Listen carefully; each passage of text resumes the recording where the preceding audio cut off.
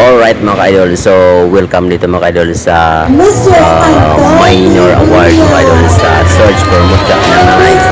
And now award is Best in Summer Attire she's the one who garnered a total of, wow, 97%!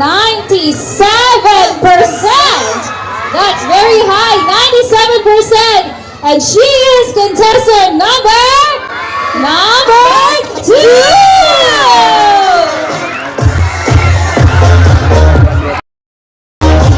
Congratulations, contestant number 2. Actually, yun ang ano ko ito nasa attire. Very simple but very elegant. But she garnered a total 96%. Oh, 96%. White collection. Contestant number 2. That's 96% from our judges. So, Best in Talent Award goes to contestant number 2. Alright. Very flexible. Dynamic pa sa utak. Congratulations. Good job, candidate number 2.